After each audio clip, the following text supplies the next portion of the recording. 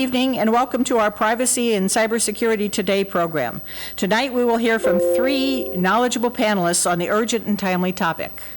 My name is Marnie Lonsdale. I will be the moderator for this evening's panel. Our program tonight will introduce the new study, Privacy and Cybersecurity Today, that has been prepared by the League of Women Voters of Oregon. League of Women Voters President Becky Gladstone, who was a member of the study committee, will be the featured speaker. She will be joined on the panel by Emily Moss, an attorney with expertise in privacy and data protection, and Tim Scott, director of the Multnomah County Elections, who will speak on election security. Concerns about identity theft, security for personal accounts, internet security and surveillance and privacy, election security, and cyber warfare have alarmed the public for the past decade. The League of Women Voters of Oregon study of these issues began in May of 2019 and was finished this February this year. The entire study is now available to the public online at the Oregon League's website, and that website is lwv.or, and you go to studies and you will find the study. So, okay. And now let me introduce our panelists. Our first speaker is Becky Gladstone, who is president of the League of Women Voters of Oregon and is a member of the League of Women Voters of Lane County. She serves on the League of Women Voters of Oregon Action Committee and is active in lobbying league priorities. Along the way, she has served in other capacities for Oregon and Lane County leagues. Her career in public schools led to lobbying campaigns and political party work, including volunteer coordination for the county congressional district and statewide outreach. Becky, you will have 20 minutes, and we'll let you go. Let's just dive straight in. How does coronavirus intersect with privacy and cybersecurity? When we talk about cell phone geolocation tracking, think about public health contact tracing. This could be life-saving. It also could be a terrible intrusion. There are civil rights issues for quarantines, curfews, even seizing property, for example, gymnasiums. Ask at the end if you want to hear more about this part. It's a pleasure to join you this evening. Thank you for featuring cybersecurity and privacy. So, is the League still relevant? After all, women got the vote, right? This study is unquestionably relevant today. These challenging issues move so quickly that our committee calls this study Privacy and Cybersecurity Yesterday. You, our League members, are on the vanguard of establishing new League positions. We hope to inform national positions with this study. This evening, we're focusing on election security and personal privacy. Let's see. Thank you. In 2017, Representative Nancy Nathanson, a League member, suffered a terrible identity theft. They had her name, her birth date, her social security number, her mother's name, her home address, and more. The League couldn't help with proposed legislation because our only privacy position was for women's reproductive health rights. Right. The question is, who should be responsible for protecting personal information?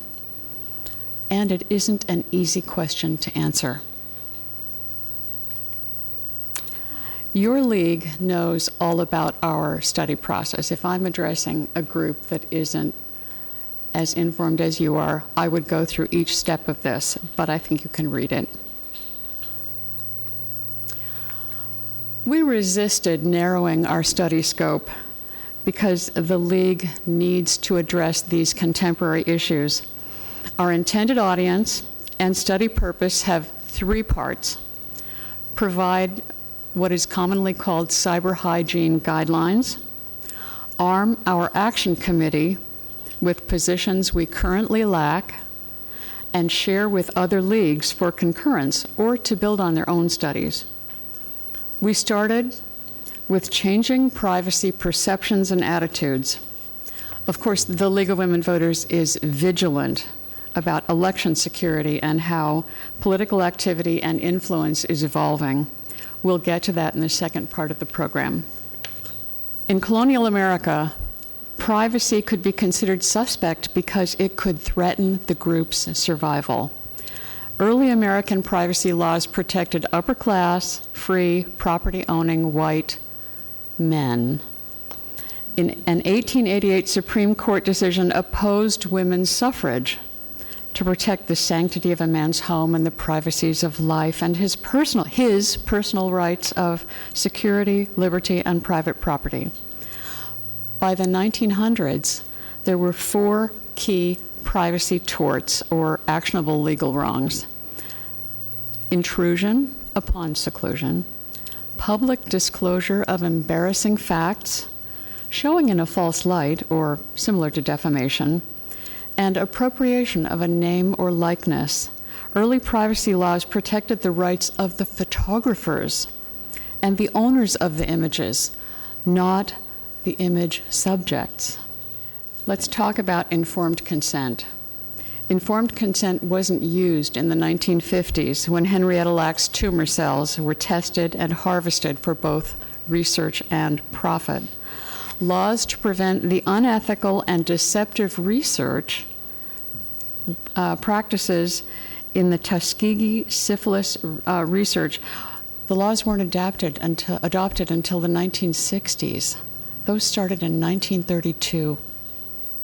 In public records access, business transparency to protect consumers, yet ensure free market competition and for accountability for criminal actions. Think about this. When your data is a key or password to unlock accounts, protecting it is critical. Sometimes not sharing it blocks your access to services. Being invisible or off the grid, being unknown, can mean losing out. Okay, let's see. Let's talk about personal information, personally identifiable information. Our Social Security numbers, our attitudes about them have changed. By the 1930s, most Americans eagerly enrolled for them, trading some privacy for federal retirement benefits. People had their numbers tattooed on their arms, and they listed them publicly, proudly, along with their union membership, for example. We stood up to be counted. We wanted to be visible. We wanted to be known. We wanted our rights to matter. Now we want to protect our Social Security numbers, but they often are required as proof of identity. This can add risk of data breach and identity theft. Being off the grid may mean individuals aren't visible to surveillance, but being the known citizen, being visible, is a trade we make for very compelling benefits of modern life. All of us should keep certain information private because when you aggregate these data points, they can allow damaging access. Trust between patients and providers depends on privacy, but accessing patient information at a click in an emergency can be a life-saving benefit. Remote provider consulting can improve care, save time and money. There are other aspects to medical information privacy. Medical research benefits enormously by sharing information. Public health disease outbreak monitoring relies on sharing data. You knew coronavirus was coming up, right? Medical insurance accessing patient information is central to policy negotiations. Pre-existing medical conditions, like the risk of incurring pregnancy care costs, can affect premiums and access to insurance coverage. Technology. Computing is changing profoundly. There's lots more information on this in the study. It's another teaser to read the study. The IoT. Who's heard of the IoT? Does this mean anything to anybody? Internet of Things. It's changing our lives. My daughter comes home and she says, "Hi, Google, I'm home." And her lights come on to a preset brightness with smart light bulbs throughout her apartment. She listens to online radio or a podcast. She can say, "Hey, Google, time to relax." the lights dim and the background music changes. We decided not to put a Google Mini where I have conference calls.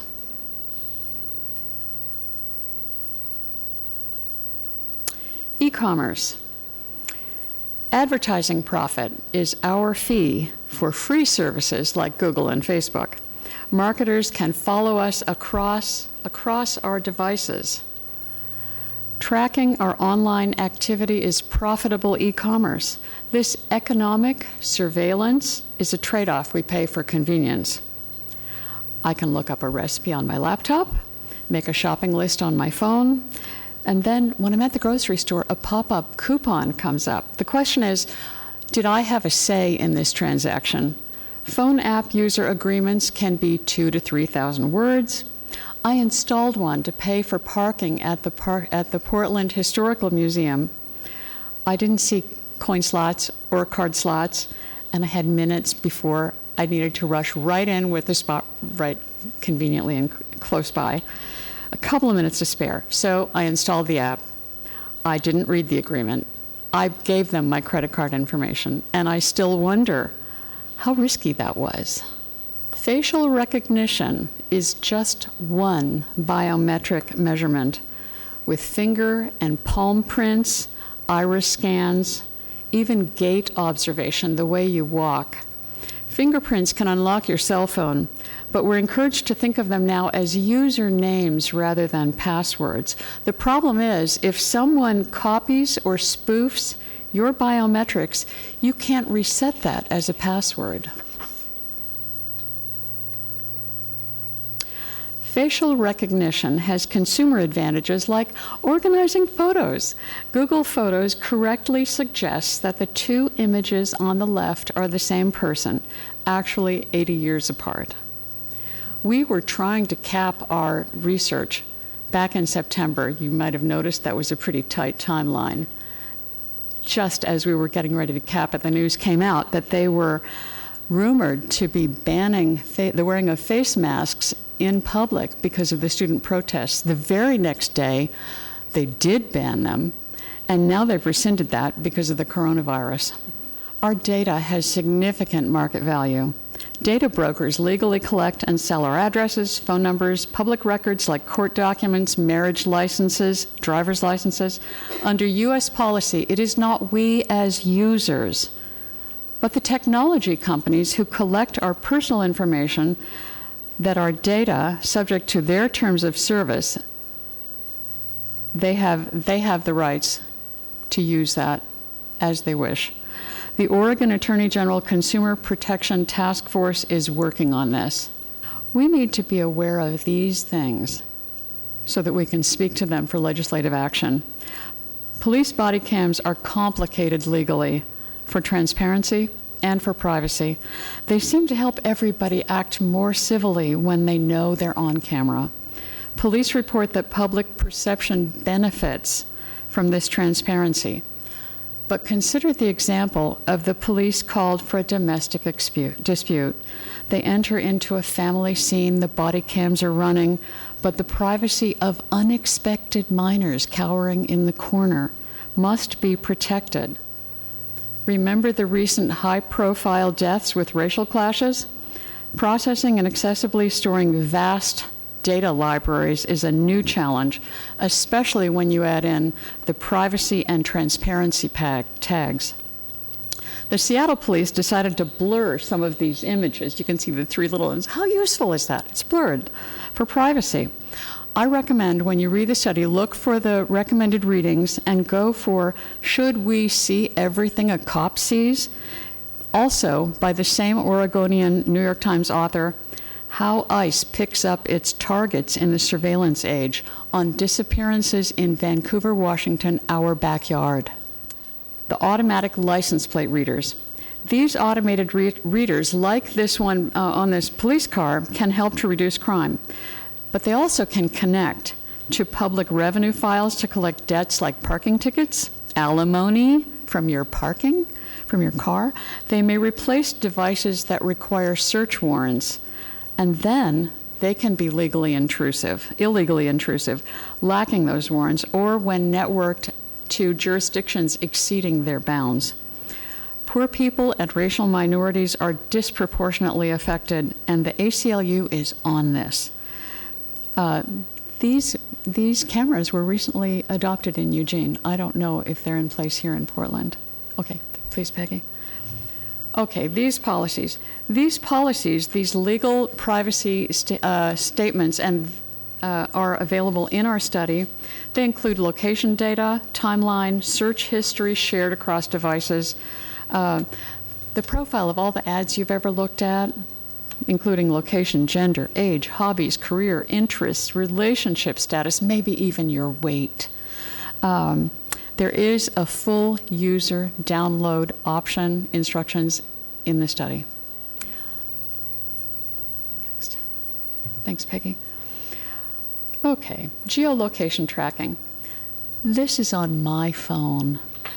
We like GPS, we like Waze, we like getting local weather forecasts and fitness tracking. About half of US mobile devices today have active location tracking by 1,200 Android apps and 200 Apple apps. These photos show the geolocation. You can see that I have gone to league events on the East Coast. Senator Ron Wyden has proposed bills to limit collection and sale of this data, largely unregulated federally. And this is a quote: "Location data can reveal some of the most intimate details of a person's life, whether you visited a psychiatrist, went to an AA meeting, and who you might date. It's not right to have consumers kept in the dark about how their data is sold and shared and then leave them unable to do anything about it." Let's talk briefly about technical vulnerabilities. I know Emily is getting into this too. Breaches, there's more in our study on the Equifax and other breaches. Ransomware, you're getting into ransomware, right? A little bit. Yeah, a little bit, okay. This costs more than $200,000 daily globally, and it's more designed now to fool users than to circumvent security. Hackers are cyber warriors, the white hat, the black hat. They're like safecrackers. Sometimes the ethical ones are hired to examine system vulnerabilities to preemptively improve defense. I know that Emily is covering the GDPR and the federal legislation, so I'm going to punt on this. Oregon legislation. Our league advocacy reaches into information breach protection, hate and bias crime protection related to immigration concerns, including the driver's licenses for all, campaign finance transparency, including undisclosed ballot measure funding and other features of campaign finance reform. Thank you, Norman Turrell.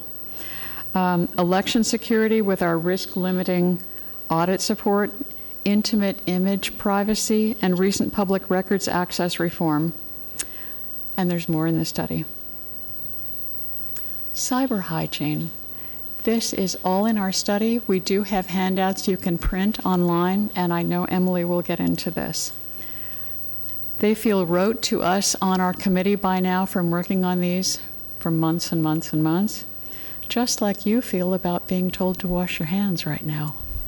Let's review key findings. I'm almost wrapping up here. About privacy and security, these are some things that we have found in the course of our study. Individual identity and privacy are harder to protect in an open but secure internet. Privacy and cybersecurity are complicated by big data, e-commerce, and artificial intelligence. Most people feel like they've lost control of how companies use their PII, personally identifiable information. Big data can, oh dear. You know what? I can do that. I have a little bit left to say, and I'll come back to it. Okay. Thank you. Thank you, Becky, for sharing your comments, and I think encouraging everybody to want to go online and take a look at the study. Our next speaker is Emily Moss, who's a corporate attorney with Lane Powell and an advisor on multinational, federal, and state privacy regimes, as well as data breach prevention and response protocols. Emily frequently speaks at events throughout the Pacific Northwest on topics related to privacy and data security, the role of technology in achieving corporate best practices, and the legislative process. So I think now we will get some of the real experiences. So here you go. You have, Emily, you have 15 minutes to speak, and they will be letting you know where you are. So. Thank you. My name is Emily Moss, and I'm an attorney with Lane Powell. I'm a corporate attorney, but I focus most of my practice on privacy and data security. And in that role, I represent companies of all sizes at all different stages of the business life cycle. And I really enjoy working with them on coming up with both internal and consumer-facing privacy protocols. And that work also, because of the nature of my work and the companies I work with tend to be tech companies or tech-enabled companies, I get to learn a lot about the technology they're developing and how they interact with consumers, their commercial goals, and helping them to brainstorm ways to achieve those goals within the parameters of privacy and data security guidelines. So today I'm going to apply that on a more individualized level. So like I said, I usually work with companies, not individuals, but I do get to see how these laws impact individuals and some of the public reaction to these new laws. I'm going to try to click through just one slide this time. So I want to start by giving kind of an overarching history of privacy law in the U.S. Before 2018, privacy laws developed in the U.S. over the course of about 30 years, give or take, and they were very industry specific. So if you look at the column for pre-2018, you see that each of these federal laws, they were all at the federal level, were specific to, for instance, finance or healthcare. We talked about HIPAA a little bit already. PCI DSS is the payment processing privacy structure that governs credit cards, gift cards, online payment processors. And then probably the most broadly applicable of these would be COPA, which is for children's online privacy. That isn't industry specific as much as it's specific to the type of website you're running. If it looks like it could be attractive to children, or that could be just having animation on it or having certain kinds of music, then there were specific guidelines around how to make sure to protect children from providing information directly to that company without parental consent. Emily, can you sort of speak into the microphone a little bit? Oh, sure. And then moving down to the TCPA and CAN spam, those are your telemarketing and spamming federal laws, and those are the ones that created like the do not call list and the unsubscribe buttons at the bottom of emails, things like that. And now there's texting provisions to avoid getting blasted with text messages that you don't want. So that's what we had to work with in the U.S. And then some states had their own privacy laws. Most states were developing or had already developed data breach response laws, but it was kind of a Wild West situation, and companies were, especially tech companies, were developing ways to gather data and use it in creative ways and to make money off of it without having really any protocols or guidelines to reel them in or to tell them what was best practices. And honestly, like, I do represent companies, so I tend to be a little protective of their interests, but the companies I work with, they're not malicious in any way. They're just figuring things out and finding new creative ways to use technology. And eventually, public interest in this topic caught up with what these companies were doing. And in 2018, the EU's General Data Protection Regulation came into effect. And that was the first ever comprehensive consumer privacy law globally. And this was a very big deal. I mostly work with regional companies or even very local companies, and everyone was hearing about it and worrying about it, whether or not they had reach into Europe. And so that was a big area of practice for me in 2018. And just on the heels of GDPR, when everyone was just starting to figure out, does this apply to me? Should I follow it even if it doesn't apply to me? Is this the direction the world is headed? California passed the CCPA, which is the California Consumer Privacy Act. So to answer that question, yes, this is the direction the world is headed. Legislative bodies are creating standards for companies to follow with regard to how they interact with consumers. And the tidal wave has just continued. So in the final column, it shows you, and I don't even think I captured all of the state legislatures that are considering consumer privacy bills at various levels of comprehension, but some really big areas of focus on this one should be Nevada for sure, because they passed a fairly comprehensive privacy law in 2019. Washington has been trying to pass a Consumer Privacy Act for 2 years now. I'm tracking this one pretty closely, and it looks like there are a few hangups, but the current version of the bill is making its way through the legislature, so we'll see if it is passed before the end of this session. New York has had a bill last session, which unfortunately fell off my radar. I think it passed. And then Oregon has not had a comprehensive privacy bill that gained any traction in the Oregon Legislative Assembly. But we as a state have been beefing up our data breach response. So this is all just to say, this is the way the world is going. It's not going anywhere. Right now it's a state level movement.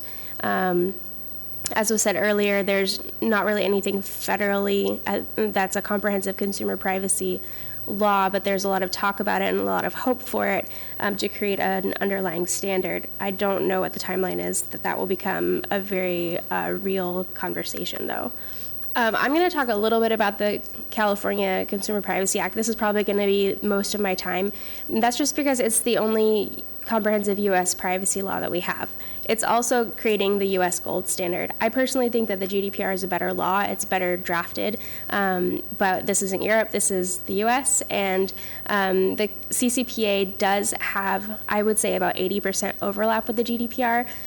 Some of its weaknesses from a drafting perspective are being worked out very slowly over time. And the California Attorney General is in the process of adopting regulations to implement a lot of the finer points of this. So we just had a recent round of revisions to those regulations come out in early February. The hope is to have some final say on that very soon so that businesses will know what's expected of them. So just a really quick overview of who this applies to. This is any business that offers products or services to California residents.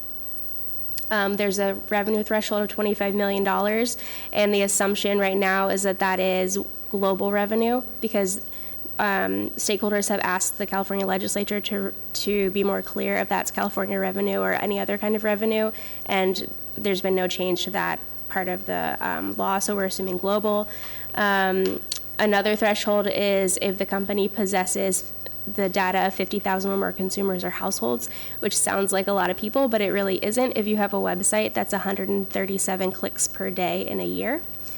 So really not that many people. And then the third bullet point refers to data brokers. So if your company derives 50% or more of its revenue from buying and selling consumer data, that's a data broker, and if you do business in California, this applies to you. There are a few carve-outs for federal laws. If you're in compliance with federal law for certain types of data, in some cases you don't have to additionally comply with the CCPA. It doesn't apply to nonprofits. And then if you look at the enforcement column, those numbers don't seem like a lot of money, but remember, this is the internet. It's one click, so $2,500 per click gets expensive really quickly. Could you advance, please? So taking this down to the individual level, the CCPA provides 5 consumer rights. This is where it gets really interesting, because you see these same rights pop up in every other privacy bill and the GDPR as well. The GDPR actually has 8 rights, but these same 5 come up in some way or another, whether the language is exactly the same or not. So I'm going to run through these and explain what they mean, so you know kind of if we were California residents, these would apply to us. I think that one day very soon we'll have similar rights available to us. And what you also might find, and I find this in my work a lot, is some companies are choosing to extend these rights to all of their consumers just because it's easier to have a uniform application of your policies as a company rather than trying to figure out who's from California and who isn't. So starting at the top, the right to know. This is a right to know what's collected about you, how it's used, where it comes from, things like that. And you see this in privacy policies. That's the best way, and actually the CCPA requires that companies have privacy policies and require that those policies list out certain items. So that's accomplished through the right to know. There's another aspect of this. If you're a California resident, you can reach out directly to a company you're doing business with and say, I want to know specifically what you know about me. And they have to respond and give you like categories of the information they have about you and where they got it from, and if they sold it to anyone else. The right to access means that you can request copies of pieces of information. And then the right to opt in or opt out is specific to if someone is selling your data. You can say, I don't want you to sell it anymore. Or if it's children's information, it's an opt-in standard. Deletion is exactly what it sounds like. And the right to equal service means that a company, in most cases, cannot treat you differently because you have exercised one of these rights. You don't have to go back. So in Washington right now, like I said, there's a bill working its way through the legislature. At one point there were 3 bills, which you could have seen on the prior slide, but as of today, I think we're really just down to 1, so I'll kind of skip that. This slide is really great because it shows you how much overlap there is amongst between the CCPA, the GDPR in Europe, and then the Washington Consumer Privacy Act as it's been discussed to date. I don't know if you can really see each bar, but you can see the check marks, and it gives you a sense of where the overlap is. I'm running a little low on time, so I'm going to jump right into personal data security. So I'm really going to talk about just a couple areas of security that are more likely to hit you as an individual. So phishing attempts are when you get these emails that are trying to get you to click on a link, and you click on the link, and then they get into your email account, and sometimes the nefarious actor will just hang out there for a while and gather data like your financial information or figure out what websites you visit and things like that, and that's how your identity is stolen in that way.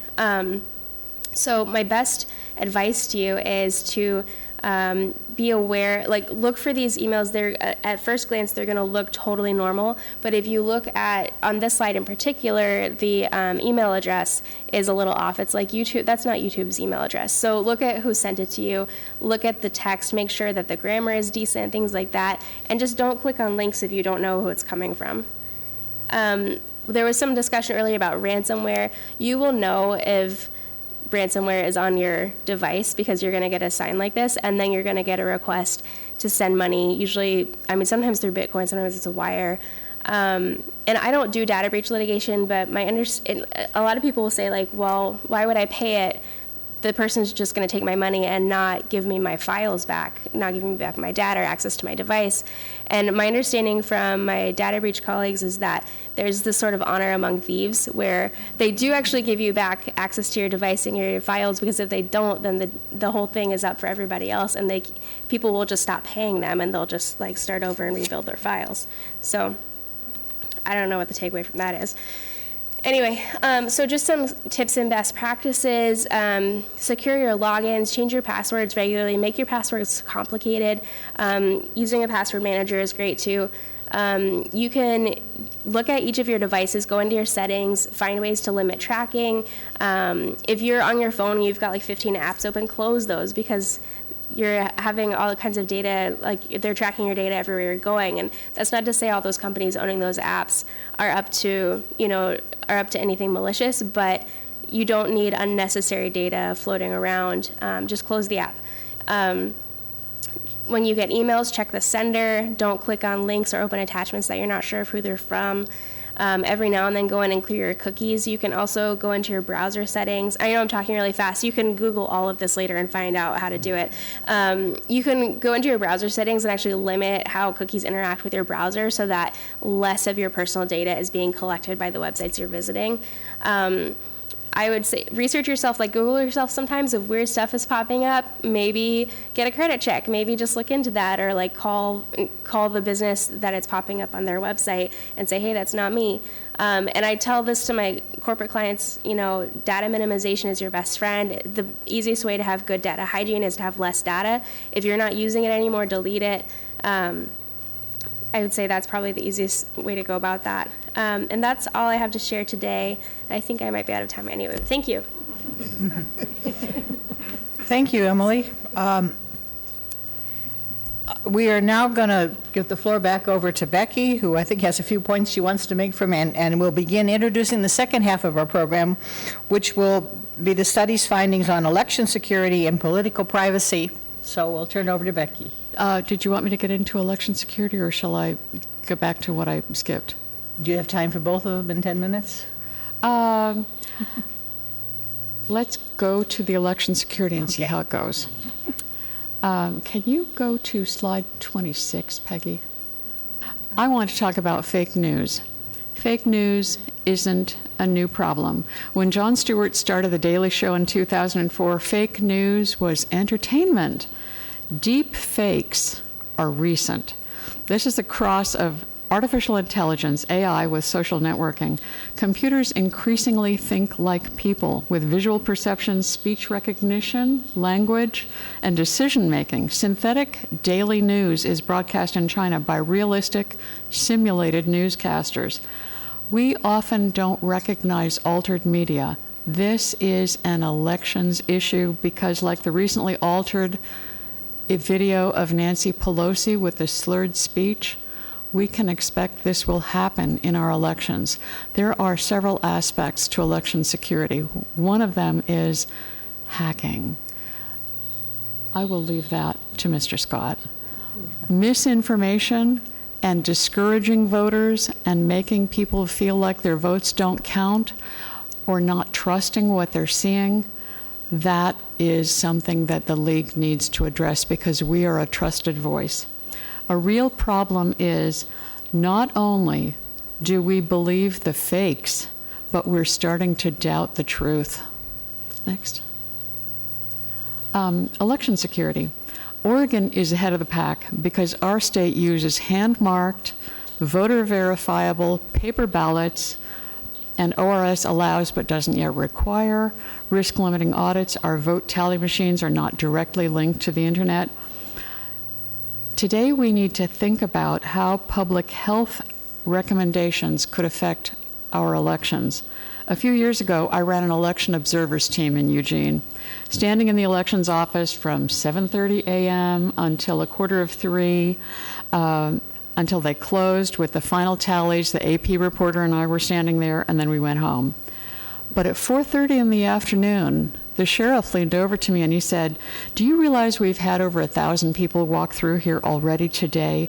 Do you think all these people don't know that we have vote by mail?"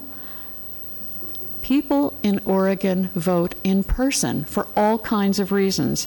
We make mistakes on our ballots, we lose them, the baby or the dog chew them up.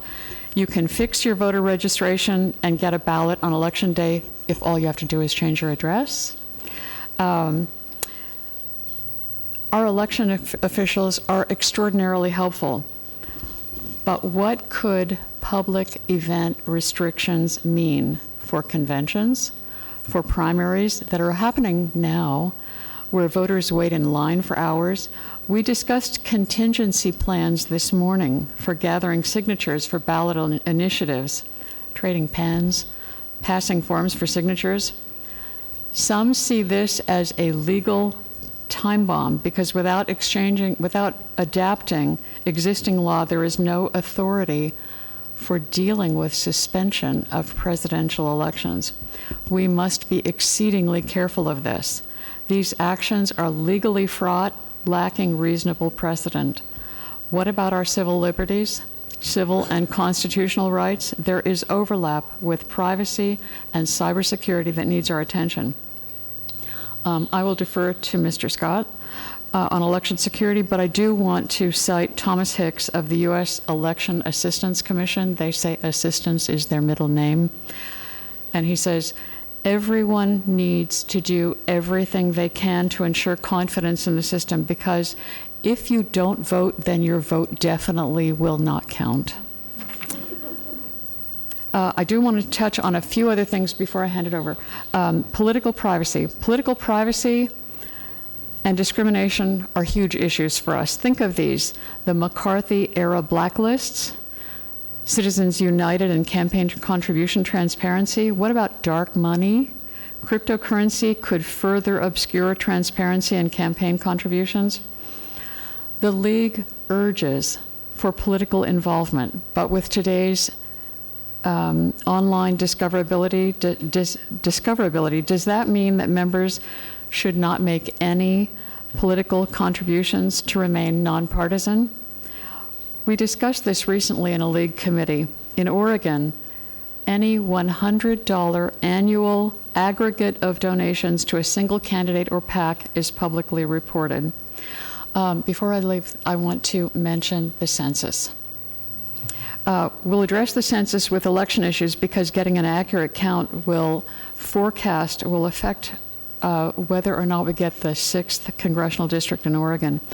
The U.S. Census has always had privacy issues, and our study addresses them, including the 72-year privacy rule. The 2020 census will be the first one fully available online. It will count homeless and transients and use satellite images to analyze residential structure changes. The Supreme Court rejected the 2020 census citizenship question because the rationale for it appeared to be, as Nina Totenberg from NPR said, pretextual, or in other words, a sham. The census is mandated to count everyone who lives here. We build roads for our traffic, not just for our citizens. Now, public health quarantine issues are coming up for the houseless. What about census workers going door to door? How might emergency statutes set precedent for other door-to-door activities? We must be wary of unintended consequences. Thank you. Thank you, Becky. Now we will move on to our next speaker, and who is really right in the thick of what's going on with elections at this point in time. Our next speaker is Tim Scott. He's Director of Elections for Multnomah County in Oregon, and that's, of course, the most populous county in Oregon with more than 540,000 registered voters. Since 2008, Scott has led the county elections team through 12 federal elections and 14 special elections. His focus has been on bringing professionalism, accountability, transparency, and accessibility to the vote-by-mail process. And we are very proud of our vote-by-mail process, so he's doing a good job. He helped guide the county through the online voter registration, interstate data matching, and Oregon's new automatic voter registration process. He implemented innovative technology solutions to improve efficiency and voter confidence in the elections process through 100% transparency in handling and counting ballots. And we're looking forward to hearing from him. Thank you very much. So I'm fortunate to have come into elections in Oregon. I started my career in Virginia, where things are not as transparent or accessible. But I'm fortunate to come into Oregon elections 8 years into vote by mail, where a lot of the things were already worked out. And what I'm going to do tonight is give an overview of the security features in vote by mail. And a lot of thought was put into that when it was developed back in 2000. And then I'm going to talk about post-2016, the designation of elections as critical infrastructure and the federal partnerships that were put in place to try to combat the issues that we saw in 2016. Security tools that have been added to the process since 2016, and then the strategy that we're working on in 2020 to combat misinformation. I'm going to jump right in, and I'm going to go as quickly as I can because there's a lot of ground to cover. Built right into the envelope that you receive in the mail is most of the security in vote by mail. Each envelope is assigned a unique 9-digit number that is represented by that top barcode there. And that is regardless of whether you got 2 ballots or not because you called the elections office and said, my dog ate my first one or I lost it. We will generate you a new one, send it out, but it will have a different unique number assigned to it, and that helps protect against double voting. And then the other big piece that you can see on this envelope is the signature, and I'm going to tell you right away, that is a forgery. That is not my signature. the person who was helping me develop this slide today said my signature was not aesthetically pleasing, so she assigned me a new one. But that, of course, allows us to determine whether or not the person that the ballot was sent to and who was registered to vote is the person who indeed voted the ballot. So we compare those two signatures when we receive it back. And then each election is assigned a unique color within a range of 7 or 8 colors that we rotate through. So you can see on the ballot envelope the colored stripe. That's actually one of the security features as well, because each election we're choosing that color from a range, and no one really knows what it's going to be until we choose it. And then also we have holes that are pre-drilled in very precise location on every ballot, and those are manufactured very specifically so that if we happen to see one that an envelope that we thought might have been forged, we could measure the holes and make sure they were accurate. And then I just wanted to point out that we are in the process of an envelope redesign, so you are actually seeing an envelope that you won't see until May in this election. We started trying to be more clear about when the election, the key election dates are, and when the ballot has to be returned. So as you can see on that bottom one, we're now putting the date that you have to get it in the mail by in order to return it for free. That's a new feature of Vote by Mail this year. Postage is now included on all the ballots. And then the date that it would have to be deposited into a secure ballot site, which is election night at 8 p.m. Those are new features of the envelope. You saw it here first tonight. And then I also wanted to point out there's a couple features at the back of the envelope that we enhanced as well. It used to be that because this was an envelope and all envelopes have a return address block, that we had a return address block. However, as you'll see when we watch a little video later, that actually created some problems around privacy for us as we were processing those envelopes. And we realized that since we're including postage on every single envelope, there's no reason for that ballot to ever go back to the voter. So we just removed the return address block, and nobody complained yet. So we'll see how that goes. And again, we'll talk more about that in a few slides.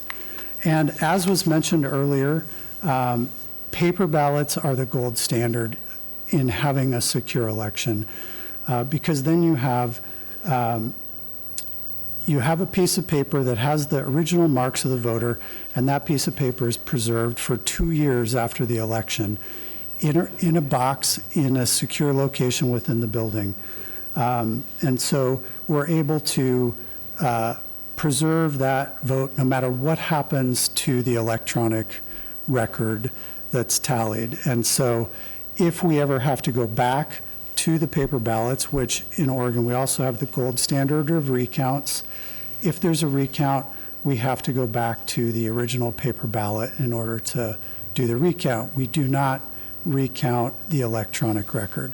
So those are some real key reasons why we have paper ballots. And then moving forward to when we get the ballots back, we use bipartisan teams that pick up the ballots from the 30 drop sites we have around the country. And that's really important. We want to make sure that the two people working together don't have any incentive to collude and do anything nefarious with the ballots. So all those teams are assigned by political party, and they go out throughout the county, pick up the ballots, and they use secure locked boxes in order to transport those ballots, so we have a nice chain of custody from the location to the back to the elections office. And then once we get the ballots back, they all go through the high-speed mail sorters. And the primary purpose of those sorters is to collect data about that envelope. And here's where that barcode and the signature comes in. The first thing that the sorter is checking is that barcode an accurate and legal barcode for this election? So if it's not, it will kick it out into a reject bin, and then we will process that ballot from hand. If it is, it just goes forward. And the next thing it does is it captures a digital image of the signature block that we're going to use for signature verification later on. And again, the ballot is never taken out of the envelope until these two items are checked and are accurate. Excuse me. So the next item I want to show you is kind of a twofer. We have the signature verification, which is taking place in another room, not this room, but you can see on the screens up on the right of this slide, the election observers, which is the other piece of security that's happening in this slide, are watching the signature verification happen live on those screens. With the move to the high-speed sorters, we're able to now do this entire project digitally. And so we capture the signature image digitally, it gets compared to the signature on the registration card digitally, and then it's just a matter of putting that, piping that data to a monitor where the observers can watch it. And those observers are performing key functions for us. They are watching the process, and then they're reporting back to whatever group that they're with, whether it's a political party or a candidate's campaign. They're taking the word back that I saw it happened correctly, and it was transparent, and so that you can have confidence in it. And that's a really key feature of our process today. And then the ballot moves on to the opening boards. And again, these teams are seated by political party.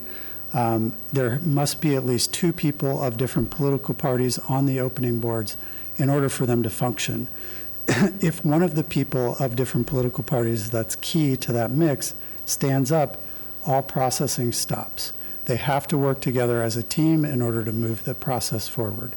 And each one of those green trays contains 200 ballot envelopes that have already been signature verified and the bottom sliced open so they're ready to open. And then they work together as a team. And this is where we're going to show you the video of that process. So if you can switch over to that video. So we had a lot of concerns about protecting the privacy when we have all that information together. And so we developed this video to help show that process. So go ahead and hit play. The next election is right around the corner. Soon, voters will receive a ballot packet in the mail. You may have noticed a change to the secrecy envelope in your ballot packet. We are now using an optional secrecy sleeve design that provides just as much privacy for the voter, but is much faster to process. You may be wondering how a sleeve that isn't sealed on 2 sides can provide as much privacy as a sealed envelope. That is what we are going to show you today in this video. The privacy of the voter is protected by the process we use to open the ballots. All ballots are opened by teams of election workers from different political parties. Ballots are opened using a methodical process specifically designed to protect the voter's privacy. First, the election workers place the ballot envelopes in a stack in front of them with the identifying information face down. Then, the workers remove the contents from the return envelopes. The envelopes may include the secrecy sleeve or just a ballot if the voter chose not to use the secrecy sleeve. Workers create a stack of ballots and optional secrecy sleeves without unfolding or examining the ballots. Once all team members have completed this process, each pile of return envelopes are grouped, bundled, and removed from the table. Then, workers start removing the ballots from the optional secrecy sleeves. The sleeves are then bundled and removed from the table just like the return envelopes. Only after all return envelopes and optional secrecy sleeves are removed from the table do workers start unfolding the ballots and placing them in a container to move to the counting room. At no point in the process is the voter's name connected to how they vote. A black and white privacy weave inside the secrecy sleeve and the return envelope also helps shield the ballot from being viewed. Whether you choose to use the optional secrecy sleeve or not, your vote will still count and remain private throughout the process that we've just shown you. Innovations like the optional secrecy sleeve allow us to process ballots more efficiently. This leads to the work being completed faster so that the results can be released to the public sooner.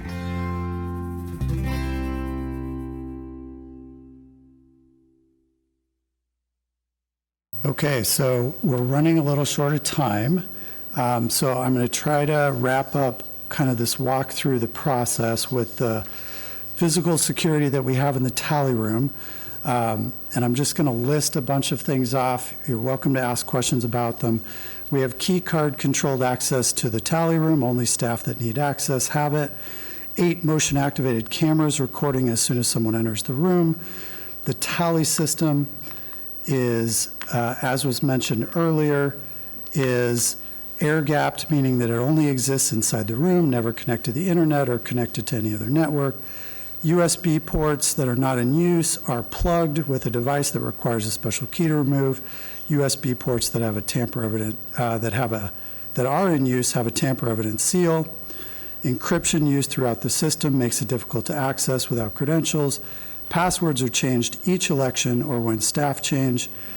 And then in adjudication teams, which are also bipartisan, each member of the team only has half of the password, so they have to work together just to log into the system.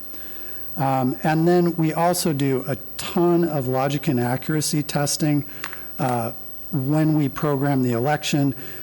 25,000 to 30,000 ballots are created and pre-marked in a predetermined pattern.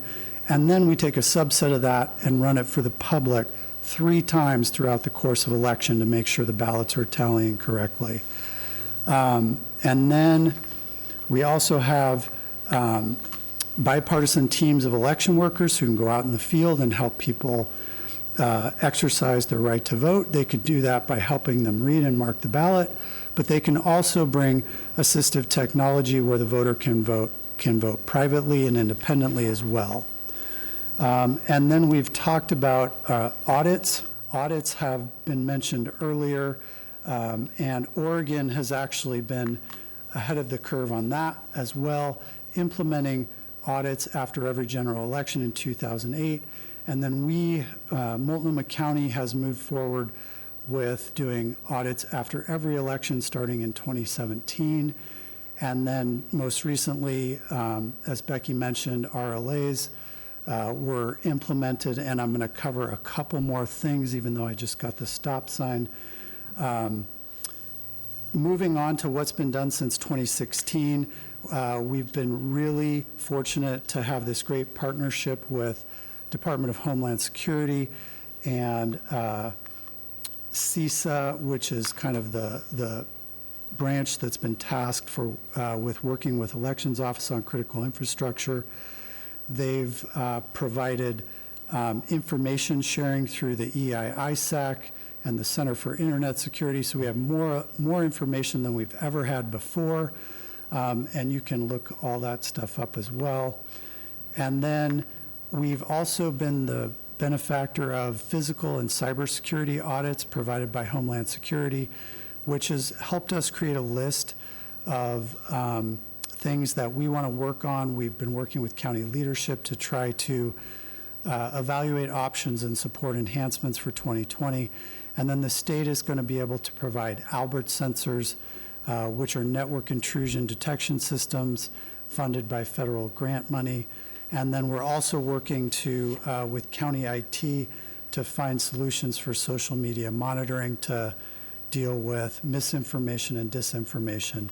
And then lastly, I wanted to talk about just a couple things we're doing to address misinformation.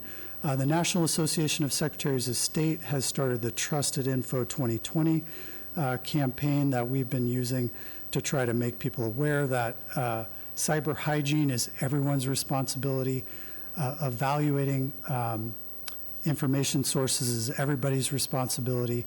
And we've been trying to do that through communications plan with the help of our colleagues in communications, and have a sustained media strategy throughout the year, and then getting educational materials out in advance so that folks know what are the rules that apply to elections in Oregon, because there's sometimes confusion when you've got primaries happening all across the country.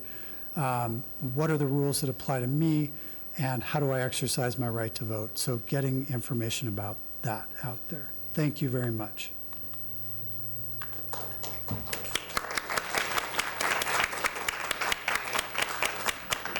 Well, thank you to our members of our panel for an interesting and kind of stimulating discussion. And before we are collecting questions from the audience, our first question: it is clear that the constitutionally census serves to provide information about population and demographic data that is extremely important to the makeup of Congress and the allocation of funds for federal programs and grants to states, counties, and localities. Inasmuch as Census 2020 has announced that internet and telephone will be the top two methods for obtaining respondent data, what assurances and protections will census respondents have that online and phone contacts requesting personal information are legitimate? Marnie, I think this question is a valid one. And one of the points I wanted to get to, I'm not changing the subject, has to do with what Emily said about being able to remove your data. One of the things that the Attorney General's task force is struggling with, this task force is pretty cool. We sit there and the people from Amazon and Google and the other big players call in. They're usually not in the room, but we're sitting there and we're talking about free market problems. Companies need to protect themselves and they're fully engaged in this. It's not like the good guys and the bad guys. We're all struggling with this. And one of the things they say is that if the data, if we can tell you that we'll take the data off our sites, but we can't guarantee that if someone else has gotten them or if we sell them in order to have deliveries made by Amazon, for instance, that UPS will wash your data. So in this way, I know, having gone to the regional census meeting in LA in September, that this is a huge concern and everyone is doing their best. It's an issue. It's something we need to keep working on, and we hope it is as secure as possible. I fully believe that's the case. This is a concern. And back in November, the Oregonian reported that there was improper use of census logos and letterheads and so forth in order to get partisan donations to political party. It was a huge concern, and there was a bill that was going to address it in this past session that didn't get the time and attention it needed. Stay tuned. I think we'll move on from there. And Tim, we have a relatively short answer question for you. Are the Multnomah County election procedures followed by other Oregon counties? Are all counties equally protected? Yes, is the short answer. If you go into any county, we all follow the same playbook, the vote by mail manual, which is the administrative rule that adopts vote by mail from the statutes. We're all following the same rules. If you go into Baker County, you're probably not going to see two Bell and Howell high-speed sorters that can process 70,000 ballots an hour, but you'll see them following the same rules. They're scanning the barcodes and they're signature verifying every signature by hand, and those are the same rules that we all use. We just process ballots a little differently. Okay, we're going on to a different area, and I think we'll hit Emily first on this one. Please elaborate on how we can protect our own data. That's a great question. And so the way the privacy laws are shaping up is they really put the onus on businesses to provide people with notice and give them options to exercise their rights. But I always appreciate the approach that businesses take when they give individual people information about how to really be empowered over their own data. So you'll see information online, either from businesses or consumer rights groups, that outline different steps you can take to protect yourself. I went over some of them in my presentation, but I would say sort of the top items are read your emails carefully before you click on things and before you provide information. The question about the census information was really interesting because I can't speak about the process that will be in place if the Census Bureau were to collect information from folks over the phone or the internet. But when you're working with a private company, the rule of thumb is if someone calls you asking for sensitive information, don't give it to them, hang up. You should only discuss your sensitive information over the phone if you've placed the call, and then there are various federal laws in place to require the company to verify your identity before they disclose anything to you. So it really should be the individual reaching out to the company or the entity to ask questions or to deliver that information. I got a call today that was supposedly a survey from a government agency, and it may have been legitimate, but I hung up because my rule of thumb is if you called me, it's probably not in my best interest. So that's probably the first rule of thumb. I would say, control your devices. I draft privacy notices for a living, and I do think that it's important to read those notices. Of course, there's tons of them out there. We don't all have time to pick through them, but if you're going to be interacting with a company and they're going to have access to your financial information, maybe your social security number, your health information, it's a good idea to scan those documents. In most states, the law requires that they be linkable from in the app or on the website.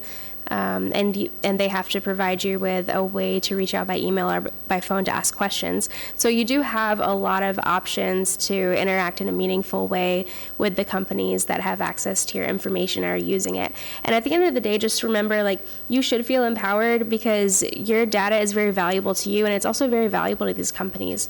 There's a reason why tech companies are doing so well, and it's because they have this information, they're able to use it in a creative way. So it's good to know your rights and to exercise them when appropriate. Becky, do you have anything to add to that about our study and the information there about that? Please read the study. We have applied to present at National. I'm hoping that we'll have a concurrence coming quickly. I asked when Norman and I went back to talk about redistricting in October if we could get this fast-tracked so that we could have a concurrence at our convention in June, and they said, "Is the study ready?" And I said, yes, it was ready. On the other hand, we didn't have our positions as a state league settled. You haven't answered our consensus questions, and so we couldn't fast track it to that degree. But if you can please prioritize to answer the consensus questions, we'll get this going, and we really, really, truly do need it. The Attorney General's task force wants to have legislative concepts to review this May so that our legislature can address them next session. And I hope we will have positions that we can use on the action committee, and for that we need you to look at the consensus questions. So please, please do. Thank you, Becky. And I would like to remind everybody, the study, which has a lot of links to ways that you can check and learn how to do various security things. So when you get the study, take advantage of what can I find out for myself, or how can I protect myself? It's all there. I have a couple questions for Tim very quickly that kind of go together. One of it is, what kind of voting frauds, if any, have been detected in Oregon in recent years, and how many? And also, have we had any examples of voter suppression in Oregon?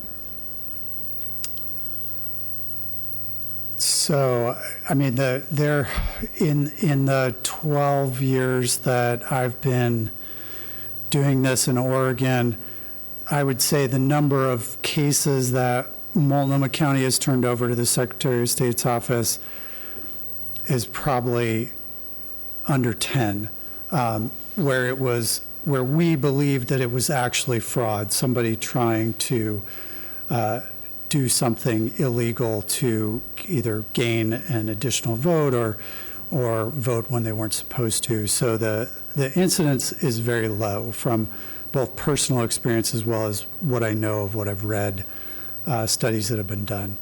And then, voter suppression can take many forms. I think Oregon's laws do a really good job of protecting people and giving them the ability to vote when it's convenient for them, in a location that's convenient for them. But there are people who maybe don't have all of the freedoms or the health or the things that a lot of us take for granted, and sometimes there are people who will take advantage of those things.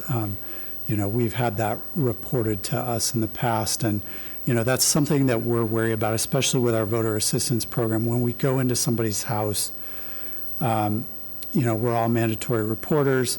We look for signs of elder abuse. We look for signs of people maybe not getting taken care of, and we try to make that part of our lens as we serve the public as well. Thank you.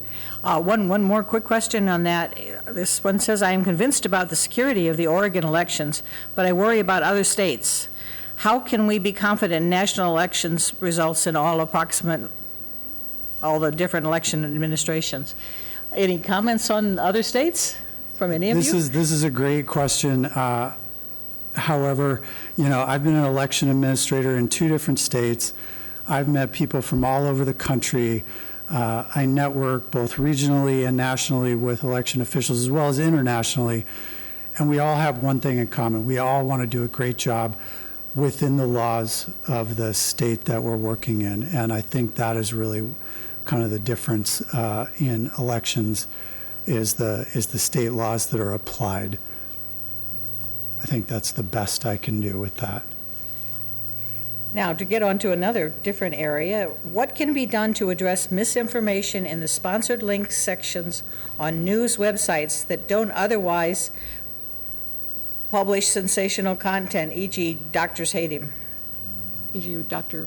That's her example, was doctors hate him, things like that. But what can be done to address misinformation in sponsored links on otherwise solid news sites?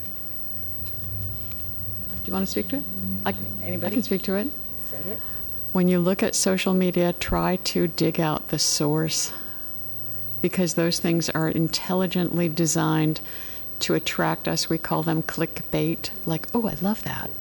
Click, I need to share that with my friends. Can you pull up the last few slides on mine? Social media and misinformation, disinformation is something that we're struggling with, and we need to address it. I thought it would be fun to show you. Yeah, look at the one with the flag. Either one of those. Fake friend requests. I get fake friend requests every day on Facebook. I don't mean to be racist. I just happened to notice this one. Go to the next one. I get fake friend requests from military people because I sit in on the Office of Emergency Management Committee things, I think.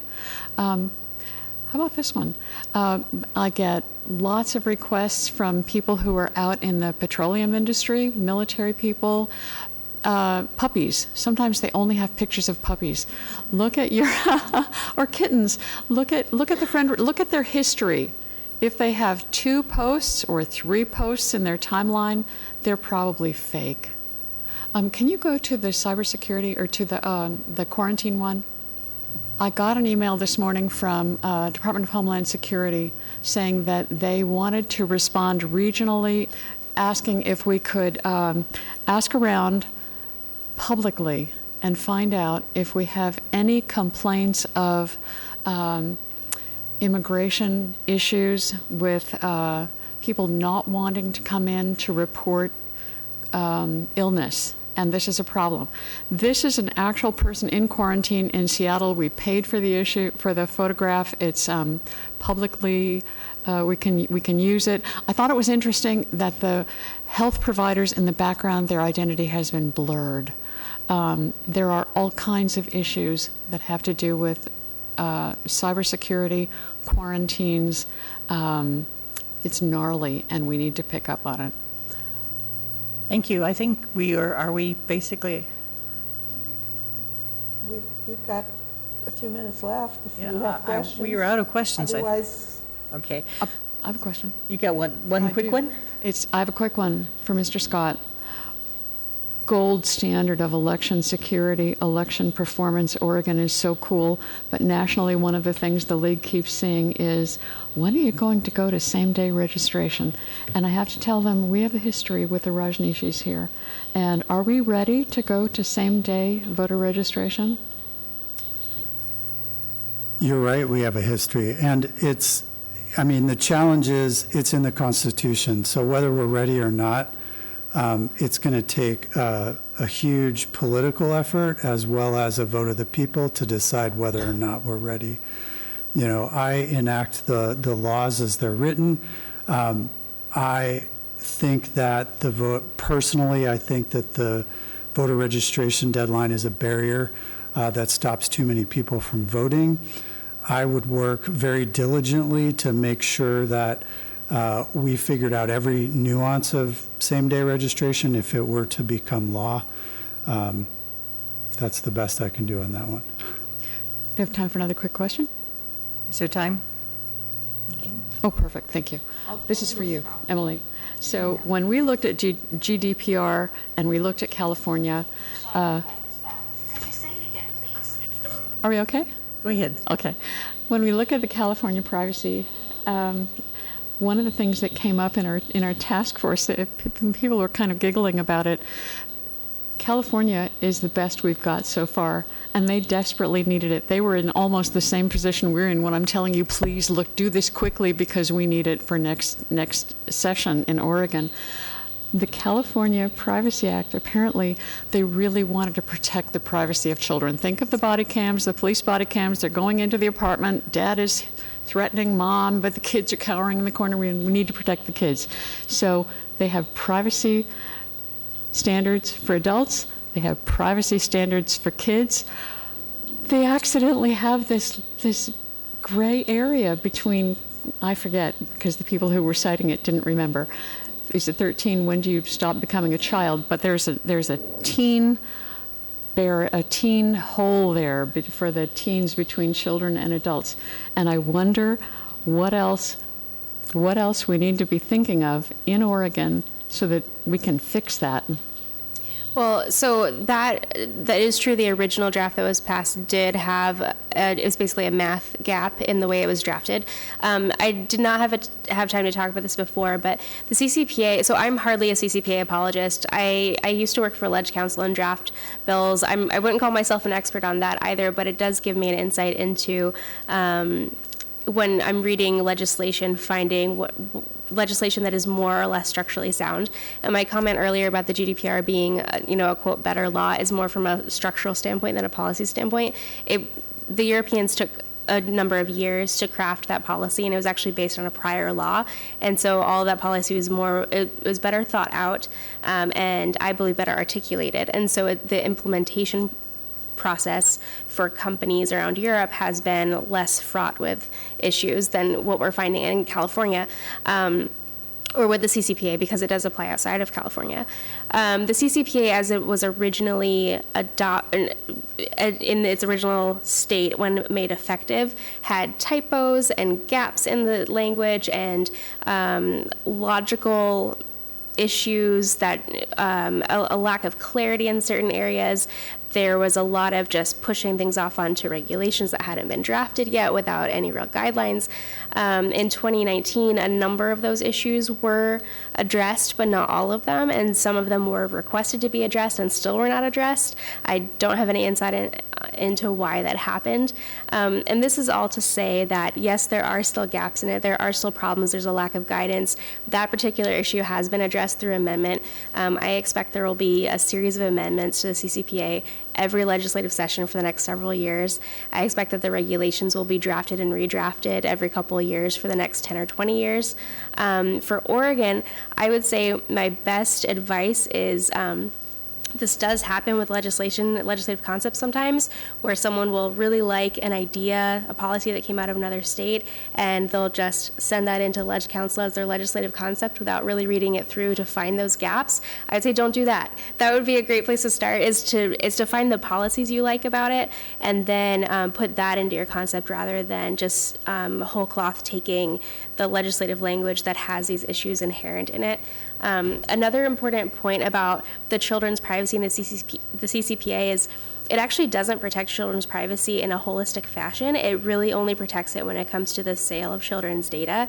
And the CCPA does not, it is submissive to COPA, which is the Federal Children's Online Privacy Law, but it doesn't actually call it out, which I find very interesting. It calls out HIPAA and Gramm-Leach-Bliley, but not COPA. And I don't know that if that was purposeful or an oversight by the legislature. It's important to note that the CCPA in its current form was drafted very quickly to avoid a ballot measure, and that's where most of these problems came from. So knowing the history of it is a really important part of that. I think we're going to have to Sure. cut it at this point in time because we're running out of time. I'd like to thank our speakers for giving us some good ideas and getting us started on this, and encouraging everybody to go to the League of Women Voters of Oregon's website under studies and read the study. It's a long study, allows some time to read it, but it is an excellent study with lots of information in it. Metro Community Media will rebroadcast tonight's privacy and cybersecurity discussion, and it'll be available at the LWB PDX website as well. And the program is, of course, sponsored by the League of Women Voters of Portland Education Fund, the Multnomah County Bar Foundation, and the Carolyn and Velma Sailing Foundation. We thank Multnomah County for the use of this venue. Many thanks to our speakers, audiences, and our volunteers. Thank you.